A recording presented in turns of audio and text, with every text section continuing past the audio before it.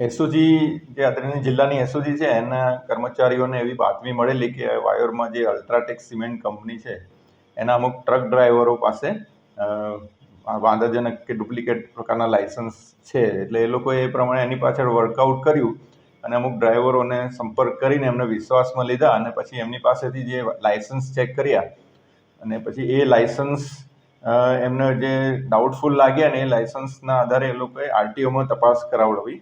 એમ પરિવહન ને બીજી સૌ પ્રાથમિક રીતે એમ પરિવહનમાં ને એ બધામાં ચેક કર્યા અને પછી આરટીઓ અધિકારીને પણ એમણે એમની પાસેથી માહિતી મંગાવી. તો એ લાયસન્સ ખોટા હોવાનું જણાઈ આવેલું. એટલે એ આધારે પછી વાયોર પોલીસ સ્ટેશનમાં ફરિયાદ દાખલ કરીને પછી એ જેમની પાસે આ લાયસન્સ હતા ખોટા એમને પૂછવામાં આવ્યું.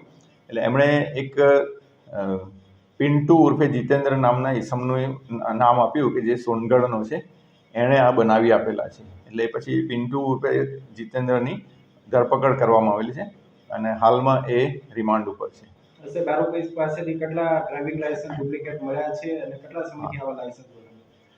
ટોટલ 14 ડુપ્લિકેટ લાયસન્સ મળેલા છે અને હાલમાં એ આરોપી રિમાન્ડ પર છે અને એની પૂછપરછ ચાલુ છે. એટલે એ કેવી રીતે બનાવતો હતો અત્યારે દરેક વખતે અલગ અલગ જવાબ આપે છે. એટલે એને પછી એટલા માટે જ રિમાન્ડ પર લીધો છે અને એક્ઝેક્ટ કેવી રીતે કઈ મોડસ ઓપરેન્ડીથી કરતો હતો, કયું સોફ્ટવેર વાપરતો હતો, મોબાઈલમાંથી કરતો હતો કે કોમ્પ્યુટરમાં કોઈ સોફ્ટવેર ઓનલાઈન વાપરતો હતો કે શું છે, એ એને સાથે રાખીને પછી એની દુકાને જ્યાં લઈ જશે આ લોકો રિમાન્ડ દરમિયાન અને પછી એનું જે ડેમોન્સ્ટ્રેશન કરીને એક્ઝેક્ટ એની એમઓ એ વખતે જાણવામાં આવશે. આરોપી સાથે એની કોઈ સંડોવણી છે કે હાલમાં તો એવું કોઈ મળ્યું નથી, પણ જણાઈ આવશે તો એની વિરુદ્ધ પણ કાર્યવાહી કરવામાં આવશે. ત્યાં સોનગઢમાં કોઈ છે એનું સાથે જોડાયેલું, ઇવન કોઈ સરકારી અધિકારી કર્મચારી જોડાયેલા હોય તો એની પણ એ દિશામાં પણ તપાસ કરવામાં આવશે. માં motor driving, safe and sure driving.